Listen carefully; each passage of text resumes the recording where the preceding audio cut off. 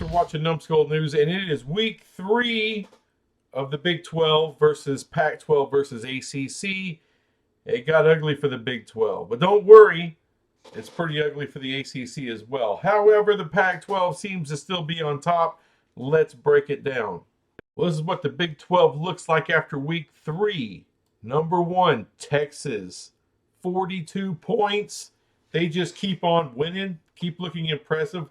I know they struggled a little bit with Wyoming, but kind of be expected after a big win over Alabama. And look, second half, they pulled away, unlike some other Big 12 teams. At number 2 is OU, number 25, with 25 points. And son of a bitch, top 2 teams is Texas and OU. Makes me want to puke. Number 3 is UCF. They just keep winning. Keep stacking the wins. That's what you got to do. Number 4 is Kansas with 18 points. And BYU with 18 points. And if you notice, those are all the undefeateds in the Big 12. 5. That's all that's left after non-conference play. And Kansas and BYU play next week. Son of a bitch. What a tough year. At number 6, creeping back to the top of the Big 12 is West Virginia with 2 points. And TCU also crawls back up in there with -1 point. Kansas State couldn't get it done on the road versus Mizzou. Kansas State -2 points, but they're still number 8 overall in the Big 12. Number 9, Cincinnati. Another disappointing loss, -5 points now. Speaking of disappointing, Oklahoma State -8 points. Son of a bitch. Sunbelt whoops the hell out of Oklahoma State. At number 11, Texas Tech, -12. At number 12, Houston with -16 points. TCU, they couldn't handle them. At number 13, Iowa State -17, and it just keeps compounding for Iowa State. And still, cellar dwellers of the Big 12, Baylor -19. Good God Almighty. Now let's go to the Pac, and you can see how this should look for the Big 12. At number 1 on a bye week, still USC with 39 points. Number 2, they're starting to climb up there. Colorado with 26 points. At number 3, Washington State, 25 points. At number 4 with 23 points is Oregon. Here they come. At number 5 with a huge win in Lansing is Washington with 22 points. But not far behind, Oregon State with 20 points. Also with 20 points is UCLA at number 7. And Utah, I know, they've been looking good. A nice season, but only 18 points so far. But that's okay. That's okay. They're going to be facing a lot of these guys, and they got a chance to climb this ladder really quick. Number 9, Arizona, starting to get a little respectable on us with 2 points. And it drops off a crap ton. Cal -15 points.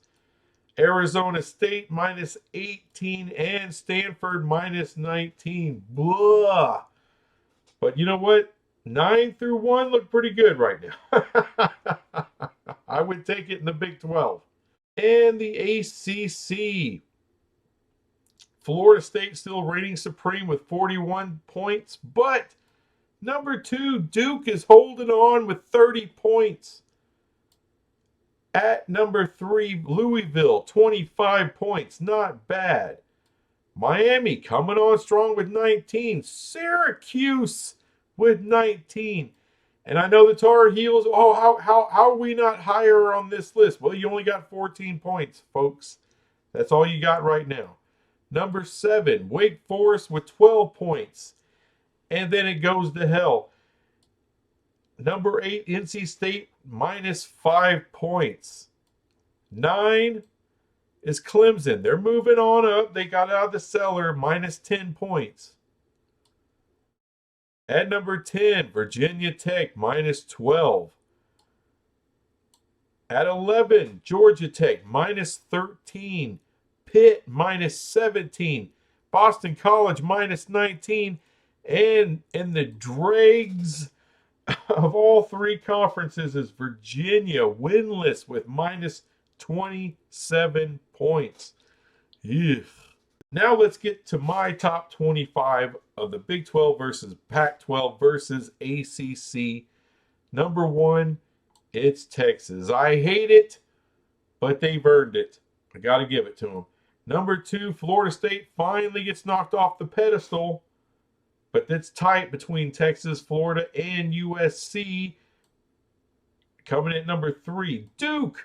Number 4, Colorado holding strong. Number 5, Washington State up in there at number 6. Number 7 is Louisville. Come on, that is cool. At number 8, Oklahoma. Man, they're getting in the top 10. They're getting in there. And here comes Oregon. Here comes Washington to round out the top 10. At number 11, right there is UCF. Oregon State right behind them. UCLA at number 13 and 14, Miami. And to finish up the top 25, Notre Dame number 15. We got Syracuse number 16 holding strong. Utah, they're down at the bottom, towards the bottom with number 17. But like I said before with the Pac-12, man, there could be some wild swings. They're going to face all these upper echelon teams in the Pac, and that's a ton of points if you can beat them. BYU and Kansas, 18 and 19, and they're playing each other. The winner is going to climb up this list. UNC, number 20, they're holding in there. They got to beat somebody, though. Come on. I know you got one good win. You got to keep going. At 21, Wake Forest, same thing. Same thing. There are some ranked teams in the ACC. You got to get them. At number 22, West Virginia. And they're going to have their shot to climb as well. Same thing with Arizona. And look at here. TCU is back in the top 25, people. Just barely, but they're getting there. And at number 25, Kansas State falls down, but they're still in the top 25. But they got some work to do. So overall this week, the way it pans out, Pac-12 still the leader. They got 9 teams in the top 25. They've added a team. The Big 12 has 8. So even though it was a horrible, horrible week, they still have 8 in my top 25. So they're hanging strong. And the ACC has 7. So they've been kind of maintaining there. But now you're going to get into conference play. Things are going to get a little topsy-turvy on us. I know that much. And I don't know what it was about non-conference play for the Big 12 and somewhat for the ACC as well. But I think more so in the Big 12. It's just kicked our ass. It's just kicked our ass. However, like I said, there's still 8 ranked teams when conference play kicks off. So there's an opportunity for teams to beat a ranked team and move up. Now there's a lot more opportunity for that in the Pac. You got way higher ranked teams.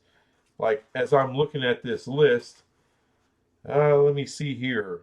I mean, you got 5 in the top 10. That's a lot of points. That's a lot of points. You got 7 in the top 13. So 7 in the top 15, I should say.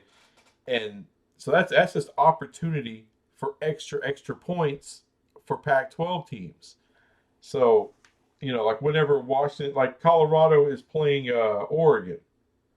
If Oregon wins, they knock off a top 5 team. That's a lot of points for Oregon. They're going to shoot up the ladder. If it's Colorado, I mean, they beat number 9 Oregon. Again, a chance to shoot up the ladder. And then USC gets their shot at Colorado right after that. So if Colorado wins against Oregon, right, and they're way up there, then USC beats them, then they're going to. So you see what I'm saying? you get all these points, and if someone beats you, they're going to have, you know, because you're ranked so damn high with all those points, all of a sudden they're going to get an avalanche of points and they're going to shoot up the ladder. That's how it works. And this is why I like this point system, man. This is what to me, it's exciting to watch teams, you know, go after each other, and there's consequences, not just some jackhole, committee, and all of their opinions on whatever, but the actual points earned on the field. That's what I like about this thing. So I'm looking forward to week 4. Definitely looking forward to it for the Big 12. Hopefully things get better. I'm sure they will. Like I said, TCU and West Virginia, they're making their way back up the ranks. Keep in mind, West Virginia had Penn State. That's a tough opener. All right. I didn't think there was a chance in hell they were going to win that game. Now, they got beat down a little more than I cared to look at, but, it's a tough-ass game, and they probably weren't winning that anyway. TCU, a total enigma. You had no idea what you were going to be facing. Could Shedeur Sanders play in the Power 5 like he did at Jackson State?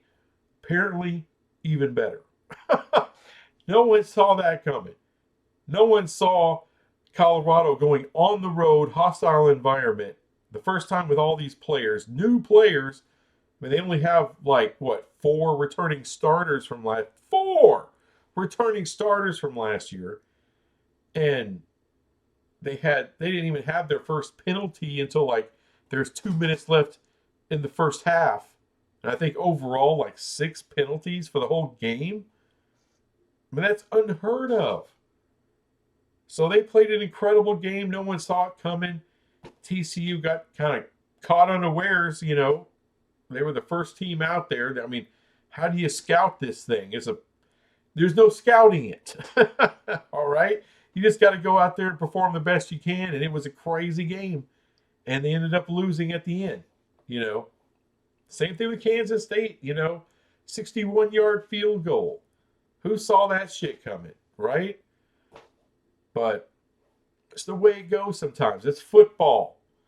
The thing is, how do you respond? West Virginia, they won 2 in a row. TCU won 2 in a row. Now you need Kansas State to respond and start winning. And that's going to be tough with the Golden Knights coming into town with UCF. That damn team is not a joke. But we haven't really seen them play anybody either. All apologies to Boise State. But, Kent State and whatever horse shit they played this week. No. They play Kansas State this week. So we're going to get a real game, a real contest for UCF. Let's see what they got. They're ranked pretty high up. So Kansas State has a chance to bounce back after a bad loss on the road. It wasn't a blowout, but damn, you had a million opportunities to win that game if you're Kansas State. Kansas has got a chance to keep climbing the ladder as well. You got BYU, you're ranked right next to them. Points are there for you. Points are there for BYU as well. So, let's see who's got what. And can anybody beat Texas? We're going to, hopefully, or Oklahoma. Good God Almighty. But that's all I got until next week. Got a live stream on Wednesday. Hopefully work doesn't get in the way, but I am on vacation next week. So expect a lot of me coming up soon. Anyway, I'll be back with some more crap later. Bye.